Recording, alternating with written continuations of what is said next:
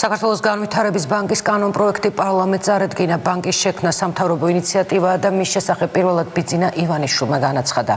ბანკის საპარტნიორო ფონდის ბაზაზე იქმნება და უკვე დაზუსტებითაა ცნობილი, რომ ის კომერციული ბანკის კონკურენტი ვერ იქნება, რადგან დეპოზიტების მიღების უფლება არ ექნება.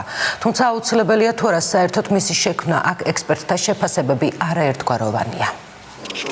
საქართველოს განვითარების ბანკის სუვერენული ფონდის ნაცვლად მთავრობის საპარტნიორო ფონდის რეორგანიზაციის შედეგად ახალი სააქციო საზოგადოება შეიქმნება.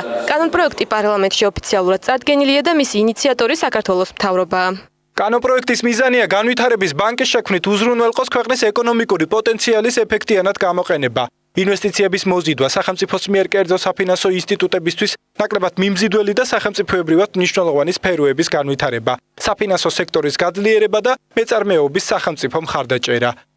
ეროვნული ბანკის ყოფილი პრეზიდენტი ვარაუდობს, რომ საქართველოს განვითარების ბანკი არაეფექტური იქნება. რომან გოცირიძე ამბობს, რომ რასახითაც წარდგენილია პროექტი, ამ ფორმით განვითარების ბანკი შედეგს ვერ მოიტანს. ბიუჯეტიდან დიდი თანხა დაიხარჯება, ხოლო უკუგება მინიმალური იქნება. ფული არა გვაქვს იმისთვის, რომ დავაფინანსოთ პენსიები და სოციალური პროგრამები და აი ამ ასე ვთქვათ უფულო ბიუჯეტით ჩვენ გვინდა შევქმნათ ბანკი, რომელიც თურმე როგორც განმარტებით ბარათშია აღნიშნული არ მოსწონთ კომერციულ ბანკებს, მაგრამ რატომღაც ეს პროექტები ჭირდება სახელმწიფოს თავისი ინტერესებიდან გამომდინარე. ეს ყოფილი სოციალისტური სისტემა, სოციალისტური ასე ვთქვათ წმინდა ლოგიკაა ამაში. ასეთი სახის ორგანიზაციების შექმნა სოფლიო პრაქტიკა ითვალისწინებს. ასე აფასებს პარლამენტის საფინანსო საბიუჯეტო კომიტეტის თავმჯდომარე საქართველოს განვითარების ბანკის შექმნის ინიციატივას.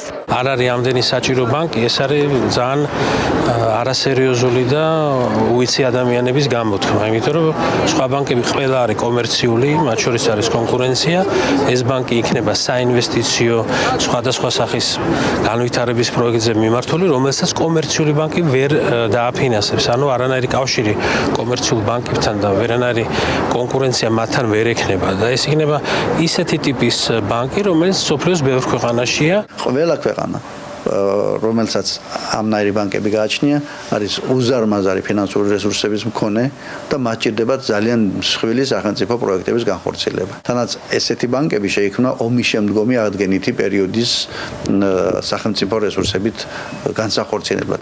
ექსპერტი ემზარ ჯგერენაია მიიჩნევს, რომ საქართველოს განვითარების ბანკი კომერციულ ბანკებს კონკურენციას არ გაუწევს. მისივე თქმით, დადებითი ფაქტორია ისიც, რომ ბანკის 59%-მდე კერძო სექტორის მფლობელობაში იქნება.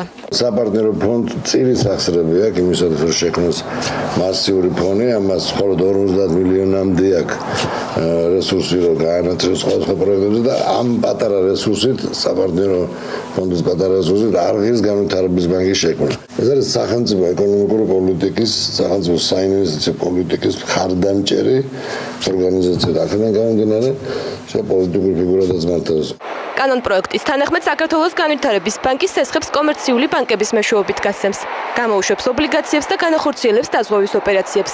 თუმცა დეპოზიტების მიღება და ანგარიშსწორების მომსახურების განხორციელება ბანკს კანონმდებლობით ეკრძალება.